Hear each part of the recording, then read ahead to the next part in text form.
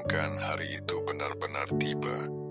Hari ketika ponselmu tak lagi berdering, tak ada notifikasi, tak ada panggilan, tak ada pesan yang menunggu dibalas. Pekerjaanmu perlahan diambil alih orang lain. Mejamu kosong, namamu dihapus dari daftar hadir. Dunia tetap berjalan, seolah kehadiran kita pernah ada, lalu berlalu begitu saja. Saat itu, namamu mungkin hanya disebut dalam doa yang singkat, atau sekadar dikenang dalam cerita lama yang pelan-pelan memudar.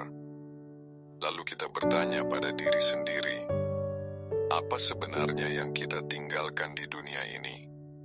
Apakah hanya harta yang kemudian diperebutkan, rumah yang diwariskan, atau akun media sosial yang berhenti aktif? Ataukah justru ada cahaya kebaikan, kejujuran, dan ketulusan yang tetap menghangatkan hati orang lain, bahkan ketika jasad kita sudah berada di bawah tanah? Hari ini, sebelum waktu itu benar-benar datang, kita diingatkan tentang satu hal, satu-satunya kepastian dalam hidup yang terlalu sering kita lupakan, bahwa semua akan berakhir, dan yang tersisa hanyalah amal dan jejak kebaikan. Kalau kamu sedang merasakan itu, tenang, Anda tidak sendirian. Selamat datang di renungan hidup dunia dan akhirat. Selama beberapa menit ke depan kita akan menyelami renungan makna kehidupan. Tarik napas, setelah itu mari kita lanjutkan lebih dalam lagi. Kita sering hidup seolah-olah punya kontrak rahasia dengan malaikat maut. Seakan-akan sudah tertulis bahwa kita pasti hidup sampai usia 80 tahun. Seolah waktu adalah milik kita sepenuhnya. Maka kita pun menunda meminta maaf, menunda ibadah, menunda berbuat baik, dengan satu kata yang terasa aman. Nanti kalau sudah mapan, nanti kalau sudah tenang, nanti kalau hidup tidak sesibuk ini. Padahal, ajal tidak pernah menunggu rencana besarmu selesai. Ia tidak butuh izin dari target kariermu, tidak peduli dengan tabunganmu, dan tidak terikat pada jadwal hidup yang kita susun dengan rapi. Di tahun 2026 yang serba cepat ini, kita dipaksa berlari mengejar masa depan, upgrade hidup, upgrade status, upgrade pencapaian. Namun di tengah semua itu, kita lupa satu hal yang paling pasti, bahwa masa depan yang benar-benar dijamin bukanlah kesuksesan, bukan usia panjang, melainkan pertemuan dengan kematian. Dan pertanyaannya sekarang, jika hari itu datang lebih cepat dari rencana kita, apakah kita sudah siap menghadapinya? Apa sebenarnya yang kita sebut sebagai warisan? Banyak orang mengira warisan hanyalah rumah, tanah, atau asuransi yang ditinggalkan. Padahal, semua itu bisa habis, bisa berpindah tangan, bahkan bisa menimbulkan perpecahan. Dalam Islam, warisan terbaik bukan soal berapa banyak yang kita miliki, tetapi tentang apa yang terus hidup setelah kita pergi. Ilmu yang bermanfaat, anak saleh yang tak putus mendoakan, dan kebaikan yang terus mengalir tanpa kita sadari. Itulah yang disebut amal jariah.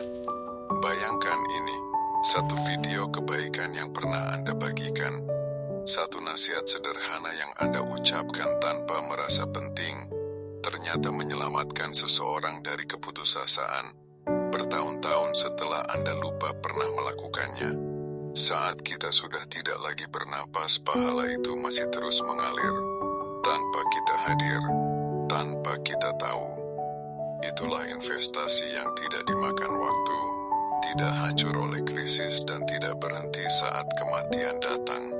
Karena sesungguhnya, warisan terbaik bukan yang ditinggalkan di dunia, melainkan yang kita bawa pulang ke akhirat.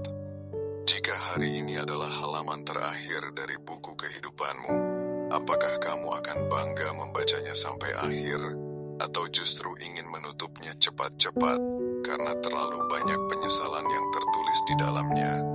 Kita Kita sering sibuk membaca bab kehidupan orang lain, membandingkan pencapaian, menghitung keberhasilan, hingga lupa menulis makna di halaman kita sendiri. Padahal, belum tentu kita diberi kesempatan untuk menambah satu halaman lagi. Maka hari ini mari kita mulai menulis skenario yang baru. Bukan dengan janji besar, tetapi dengan niat yang lurus. Hiduplah dengan tujuan akhir di pikiranmu. Bekerjalah bukan hanya untuk gaji, tetapi dengan niat memberi manfaat. Karena pekerjaan yang diniatkan baik, bisa bernilai ibadah. Cintailah orang tuamu seolah hari ini adalah kesempatan terakhirmu memeluk mereka. Ucapkan terima kasih sebelum terlambat. Minta maaf sebelum doa-doa itu terhenti. Dan jadikan setiap detik yang tersisa sebagai amal yang bernilai, bukan sekadar waktu yang berlalu tanpa makna. Karena saat buku itu benar-benar ditutup, yang tersisa bukanlah panjang ceritanya, melainkan bagaimana ia dijalani. Kematian bagi orang yang beriman bukanlah monster yang menakutkan, melainkan pertemuan yang dirindukan dengan Sang Pencipta. Seperti seorang perantau yang akhirnya melihat pintu rumahnya setelah perjalanan panjang yang melelahkan.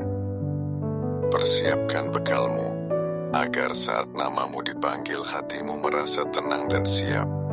Tuliskan di kolom komentar, bimbing aku pulang jika kamu ingin kita sama-sama memperbaiki diri mulai hari ini. Terima kasih telah mengikuti renungan hidup dunia dan akhirat. Semoga kita semua dikumpulkan kembali dalam keadaan terbaiknya. Amin. Sampai jumpa di perjalanan pulang selanjutnya. Assalamualaikum warahmatullahi wabarakatuh.